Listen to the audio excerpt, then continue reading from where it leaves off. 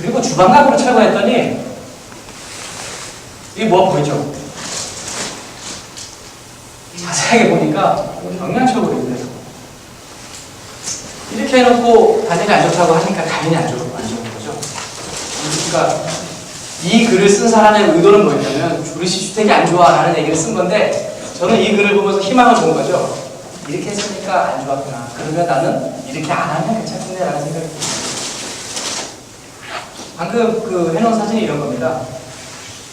철근 콘크리트 기초에다가 이렇게 볼트를 세워놓고 그리고 이렇게 안에다가 판넬을 친 겁니다. 그리고 안에다가 톱버거들을 이렇게 친 거죠. 물론 요 안에 이제 도배하고 이렇게 하겠죠. 안에서는 안 보이지만 이런 부분들이 냉기가 그냥 쑥쑥 들어갑니다. 냉기가 들어간다는 얘기는 거꾸로 안에서 난방을 해도 일로 쑥쑥 나간다는 얘기죠. 그러니까 결로에 취약합니다.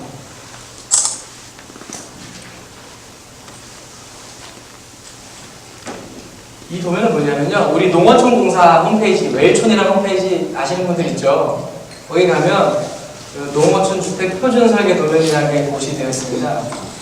농수산식품부 장관이 그걸 받아서 국토해양부, 이제 국토교통부죠. 장관한테 이 도면을 표준 도면으로 승인해 주십시오라고 해서 이제 장관이 승인하게 되면 이 도면은 쉽게 얘기해서 인허가 받을 때 별로 안 보인다는 거죠. 그래서 이제 뭐 비용 절감도 하고 이주하시는 분들 비용 절감 차원에서 이런 걸 고시하고 있습니다.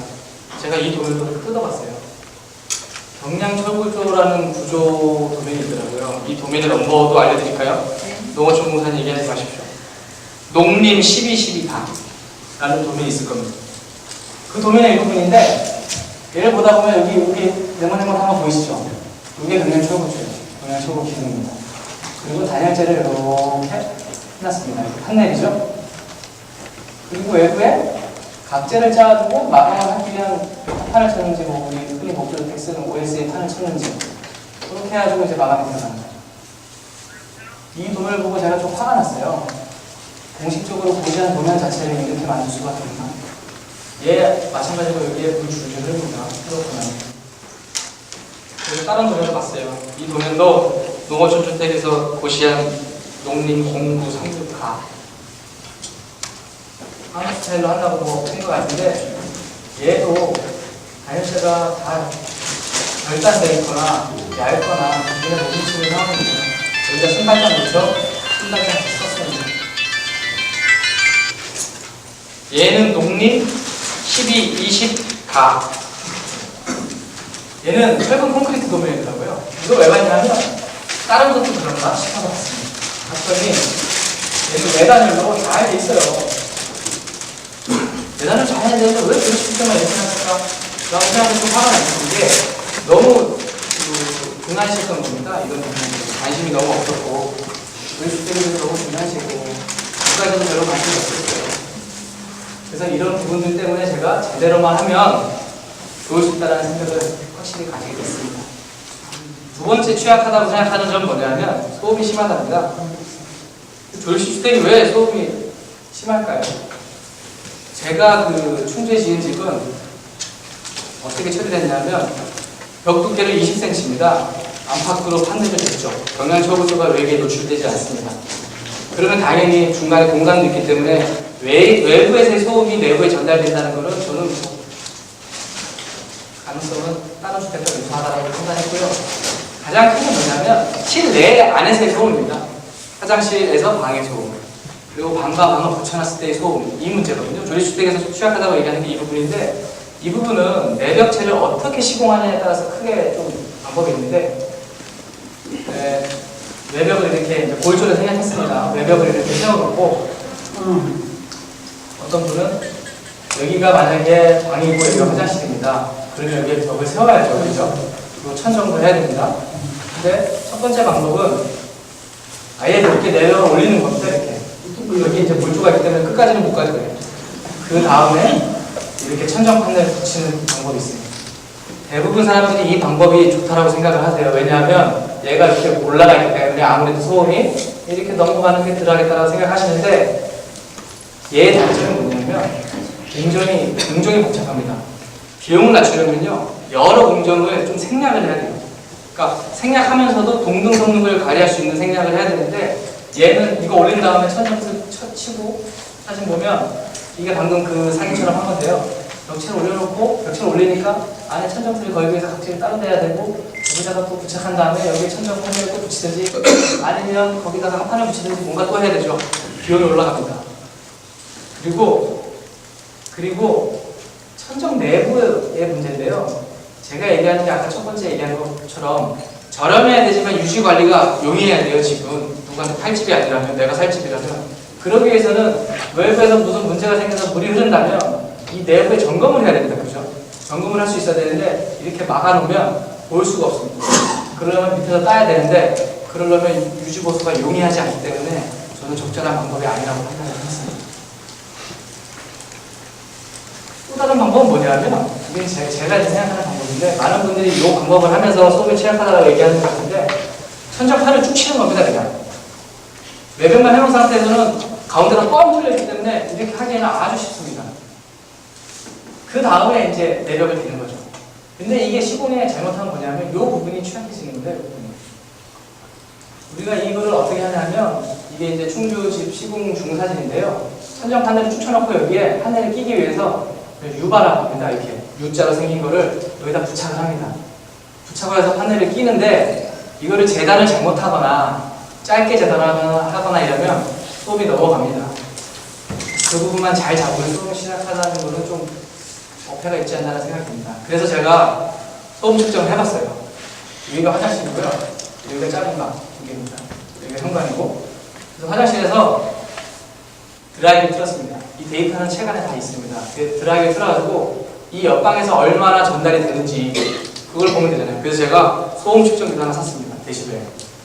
그래서 해봤더니 저는 이 내벽 판넬을 얼마를 썼냐면 부모님이 두 분이 계시니까 크게 문제는 안 될 거다 싶어서 10cm짜리를 썼어요. 되게 얇은 거 썼어요.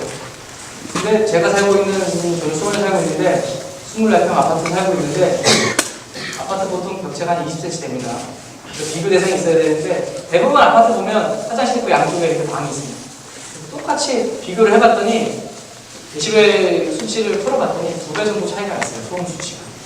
근데 벽 두께가 20cm였고 얘는 10cm였거든요. 그러면 벽 두께도 20cm 차이 나는데 이게 과연 소음에 취약할 수 있을까? 라는 생각이 들었습니다. 그게 풀하면 소음에 취약하지 않다는 생각이 좀 들었고 수치로도 확인을 했습니다. 물론 천장 판넬을 더 두껍게 쓰고 이 내벽 판넬을 더 두껍게 쓰면 소음에 대한 취약하다는 생각은 조금 제가 봤을 때는 어느 정도 시공 방법에서 보완할 수 있다고 생각합니다. 그리고 그렇게 했을 때 이 내부에서, 천장 내부에서 막 돌아다닌다. 저는 가끔 여름, 겨울 한 번씩 올라가가지고 천장 내부 온도도 한 번씩 체크해보고, 왜냐하면 계속 여기 궁금하신 분들한테 제가 데이터를 드리고 싶어서 한 번씩 들어가가지고 소음이 어떻게 되는지 측정을 해보고 안에 다 돌아다닐 수 있습니다. 집 내부를. 그리고 마지막 취약점 하나가 화재에 취약하다는 건데요. 스티로폼 있지 않습니까? 스티로폼에 불을 붙이면 어떻게 되죠? 불어가 큽니다. 그죠? 그 얘기 거꾸로 얘기하면 뭐냐면 불이 스티로폼에 직접 닿지만 않으면 큰 문제가 되지 않겠다는 생각이 들었어요. 옛날에는 어떻게 시공을 했냐면 전기가 전선을 우리 이렇게 CD관이라고 해서 이렇게 배관을 하고 나서 안에 이렇게 전선을 넣습니다. 옛날에는 그것도 없이 했더라고요. 그러다 보니까 스파크가 생기면 바로 스티로폼에 불이 붙을 수 있습니다. 그리고 또 예전에는 어떻게 했냐면 무전 차단기 제대로 돼 있었나요? 두꺼비 집 하나 해놓고 거기다가 막 철사 이어놓고 이랬죠. 퓨즈가 끊어지지도 못합니다. 그러니까 문제가 또 있었고, 또 하나는 어떤 미리 계획된 계획에 의해서 이렇게 전선, 스위치를 만든 게 아니라 필요하면 막 따서 만들었죠. 그리고 마감재 제대로 붙어 있나요? 그냥 판넬 노출돼 있고. 그러니까 불이 나면 전이가 되기 쉬웠던 거예요. 직접 붙거나. 근데 요즘은 CD관 사용하고 무전 차단기 당연히 설치하고, 그리고 안쪽에 섞어버려도 되고, 바깥쪽에 시멘트 쌓이고 뭐 벽도 쌓는 거 많잖아요. 해놓는다면 근데 불이 났을 때 우리가 대피할 수 있는 시간, 아니면 전소에 되는데 걸리는 시간이 다른 어떤 목조주택과 견주어 봤을 때 특별히 문제가 있다고 판단하기는 어렵습니다. 그러니까 화재에 취약하다는 것도 제가 봤을 때는 충분히 시공적으로 보완할 수 있다고 생각합니다. 제가 여태까지 얘기한 게 뭐냐면 조립주택을 이렇게 하면 괜찮게 지을 수 있다는 얘기를 한 건데, 거꾸로 얘기하면 철근 콘크리트 주택, 조적주택, 목조주택도 제대로 안 하면 엉망진창일 수 있습니다. 무엇으로 하느냐가 중요한 게 아닙니다. 비싸게 져서 해놓고 완전 살기 짜증나는 집이 될 수도 있어요. 그러니까 어떻게 짓느냐가 상당히 중요합니다. 이게 이제 아까 말씀드리려고 했던 춘수집은 어떻게 했냐, 너 어떻게 했냐, 이런 겁니다. 철골을 세웁니다. 철골을 세울 때 이 골조, 그 기초 끝에다 세울 때 이 계산을 해가지고 요 두께만큼, 혹은 마감재가 위아래로 되겠죠. 그 두께만큼 계산을 해가지고 안으로 위에서 넣습니다. 그리고 안팎으로 판넬을 이렇게 부착합니다. 안쪽으로요. 그리고 얘는 완벽하게 감싸져 있는 겁니다. 실내, 실외에 노출이 되지 않아요. 단면으로 보면요, 골조가 이렇게 있고 천정은 아마 트러스가 짜서 골조가 있겠죠. 그리고 완벽하게 이겹으로 둘러싸여 있습니다. 실내에서 봤을 때는 이렇게 끊어도 두 겹, 이렇게 끊어도 두 겹이죠. 물론 내부 공간은 한 겹일 수 있지만 얘는 실내에서 봤을 때는 두 겹입니다. 이런 개념을 가지고 시공을 한 겁니다. 이렇게 하자면 단열에 취약하다? 그건 좀 단열에 취약하지 않다라고 말하는 게 맞겠죠. 근데 이 이중 판넬도, 이중으로 되는 방법도 좀 잘못하시는 분들이 있어요. 이렇게 바깥으로 골조가 노출되거나, 얘도 이중이긴 하지만, 물론 하나만 하는 것보다는 효과는 훨씬 좋겠지만, 이게 외게 노출되거나, 혹은 이렇게 안쪽에 노출되게 하면, 하나로 하는 것보다는 효과는 좋겠지만, 두 개로 하는 효과는 반감될 겁니다. 그래서 얘도 정확한 개념을 가지고 시공을 해야 됩니다. 이 정도 알고 계시면 단열이 취약하다는 부분들은 확실히 해결하실 수 있을 겁니다.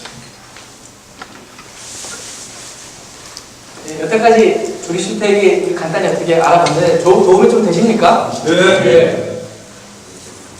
여태까지 제가 조립주택 얘기를 했지만 다른 부분들은 많은 책에서 소개하고 있어요. 목조주택도 많이 소개하고 있고요. 철근 콘크리트나 조적주택은 여태까지 우리가 많이 알았기 때문에 여기 계신 분들 다 아실 겁니다. 제가 이제 이렇게 해서 어떻게 지을까를 이제 결정을 하는 겁니다. 그 다음에는 우리가 이제 업체와 계약을 해야 됩니다. 혹은 직접 지으실 분도 있겠죠. 아니면 직영 처리를 하나. 직영 처리는 직접 짓는 거하고 좀 개념이 다릅니다. 내가 각각의 작업자들을 섭외를 직접 한다는 거죠. 시공업체가 오고. 이런 부분들을 고민을 해야 되는데, 그거 하기 전에 첫 번째로 해야 될 게, 업체와 계약을 한다면, 견적서를 우리가 받아야 되고, 또 하나는 견적이 확정되면 계약서를 써야 됩니다. 다음에 소개해드릴 텐데, 여태까지 조립주택 열심히 소개해드렸으니까 우리가 재밌는 얘기 하나 하고 넘어가겠습니다. 한 평이란 크기가 어느 정도라고 생각하세요? 우리는 지금 국제단위에 뭐 SI 단위에서 제곱미터 쓰라 그래가지고 아파트 분양하는 데 가도 몇 제곱미터 이렇게 써놨습니다. 근데 우리 잘 모르니까 옆에다가 조그맣게 평을 써놨죠. 9 몇 평이나. 한 평이란 크기가 뭘까요? 한 평 크기. 한 평은 어느 정도다? 그쵸? 1800입니다. 그게 뭐냐면, 거꾸로 얘기하면, 대충 성인 한 명이 대자로 이렇게 누웠을 때 크기라고 생각하시면 됩니다. 근데 그 1800이 어디서 나왔냐면요. 우리가 한 치 앞도 못 본다는 속담이죠. 한 치 앞도 못 본다.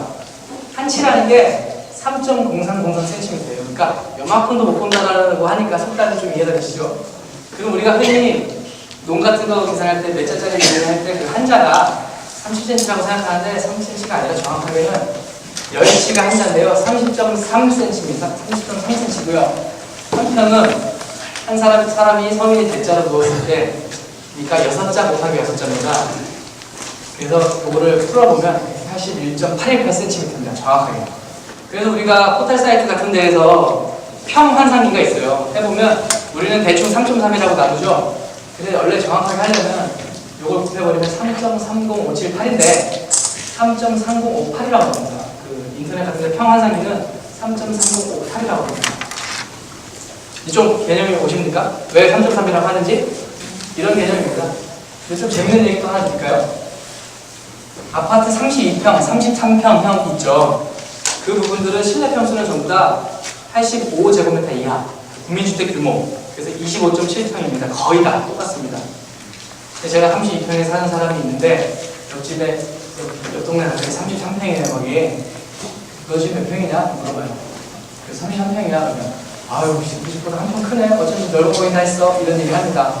좀 웃기죠? 똑같습니다. 시대는 25.7평입니다. 32평형, 33평형, 34평형 전부 다 25.7평입니다.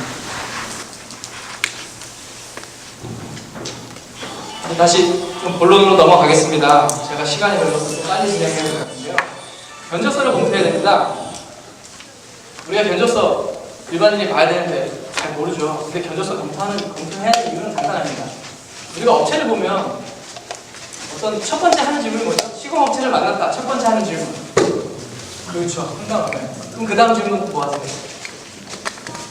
상담 얼마예요? 다음에 끝나면 안 됩니다. 그 다음 질문 해야 됩니다. 공사가 어디까지 포함되어 있습니까? 라고 꼭 물어봐야 됩니다. 대부분 요새 업체들 물어봤더니 등기부 제외, 가구는 뭐 100만원짜리가 넘치고 이런 얘기를 하는데 그 외에 들어갈 돈이 많죠. 토목 조경, 그리고 가스, 부산 가스 배관도 따로 해야 되죠. 전기 인입도 해야 되죠.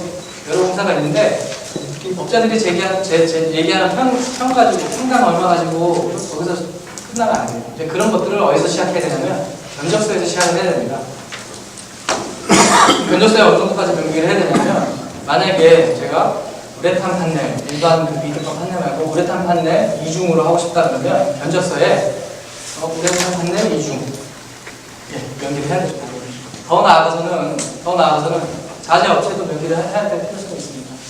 왜냐하면 플라스틱 창호, 우리가 얘기하는 플라스틱 창호가 뭐 우리 빅3라고 얘기하는 LG, 하나, KCC 그 안에서도 LG가 제일 비싼데 메이커마다 가격 차이가 천차만별입니다. 그렇기 때문에 필요하다면 그 업체까지 그까지 명기를 해야 됩니다. 자재 명기까지. 이게 뭐냐면 평당 단가라고 제시하는 거에 뭔가 어떤 기준을 가지고 해야 되는데 평당 단가만 딱 물어보고 나중에 했다면 그런 얘기만 많이 하시죠. 평당 단가 의미 없어. 왜 의미 없냐면 이런 거를 안 물어봐서 의미가 없어지는 거예요. 왜냐면 업자는 나중에 뭐 얘기하면 그건 더 주셔야 됩니다. 그리고 나는 아무것도 추가하는 게 없는데 나중에 돈 더 달래요. 그렇기 때문에 견적서를 저희가 좀 봐야 됩니다. 견적서 어떻게 봐야 되는지 잘 모르잖아요. 그래서 간단하게 좀 제가 설명을 좀 드릴게요. 견적서를 봐야 되는 또 하나의 이유는 일반적인 대형 공사는 도면을 가지고 견적을 뽑습니다. 건축주가 요금을 따로 주든지 어쨌든지. 그거 가지고 업체한테 시키는 거죠. 너 이 도면에 이 계약 견적이 나왔는데 할래? 그러면 우리는 도면 가지고 계약하면 그렇게 하게 하면 되는데 소형 단독주택 시장에서는 도면을 어떻게 만들죠? 인허가 도면만 그립니다. 시공은 알아서 하는 거예요. 그러니까 그 얘기는 뭐냐면 도면을 봤을 때 도면 안에 공사가 어떻게 이루어지고 뭐가 포함되고 있는지 잘 모른다는 거죠. 물론 뭐 변기 100개, 수도꼭지 100개 이런 건 나오겠죠. 하지만 큰 차원에서 이게 명기가 안 돼 있기 때문에 우리가 견적서를 봐야 되는 거고요. 또 하나는 공사를 하게 되면 시방서라는 게 붙습니다. 시방서는 뭐냐면 공사를 어떻게 해야 되는지 있는데 그건 시방서를 작성하거나 아니면 제출하거나 아니면 시중에 떠다니는 뭐 주택관서 전문 시방서나 이런 거를 차용을 하겠다라고 하는 사람이 없습니다. 왜냐하면 잘못 잡힐 수 있으니까. 혹은 작성할 줄도 모르겠죠. 그래서 우리가 견적서를 봐야 합니다.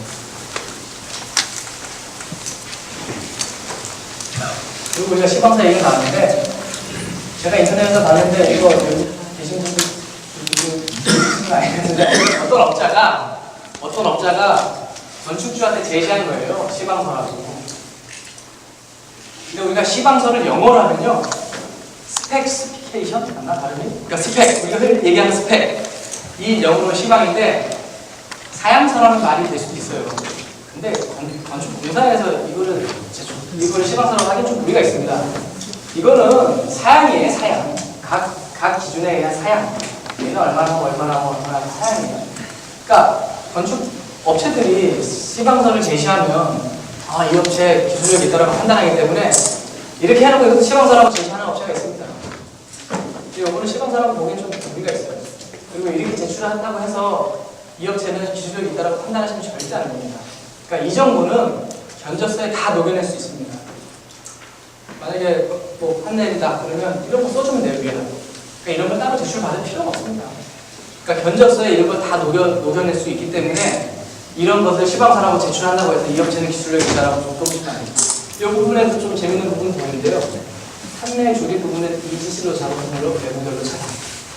이거를 좀 기술자적, 저는 건축에 아직 몸담았기 때문에 이 부분이 지금도 의심이 드는 게 EGC라는 건 뭐냐면 목조주택 같은 데서 외부에 창문을 걸어놓고 물기 들어오지 말라고 방수제처럼 테이프 바르는 겁니다. 쉽게 얘기하면. 근데 그거를 잘라서 결로를 차단합니다.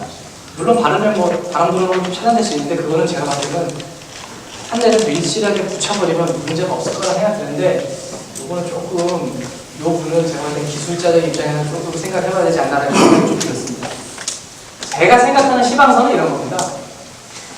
PL 창호의 시방, 플라스틱 창호에 대한 시방서 일부분을 제가 좀 발췌한 건데요. 시방서라는 거는 공사를 함에 있어서 어떻게 해야지만 그 성능을 발휘할 수 있느냐라는 문제입니다.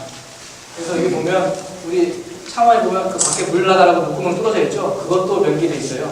1.5m 이하는 2개, 넘어가면 3개. 네? 그리고 창하부 겹친 길이 있죠. 그것도 하부는 얼마 이상, 상부는 얼마 이상. 이런 게 시방서입니다. 건축에서는. 근데 이 정도 업자한테 요구하면 할까요? 못하죠. 안 하는 것도 못합니다. 그리고 기존에 이런 거 다 공개되는데 이거 따라가려면 못합니다. 그렇기 때문에 우리는 견적서에 좀 신경을 써서 공사 범위를 다 거기에 연계할 필요가 있다는 겁니다. 왜냐하면 도면에는 기대되어 있지 않기 때문에. 이렇게 견적서를 공사 범위를 정했으면 그 다음에는 물량을 검토해야 됩니다.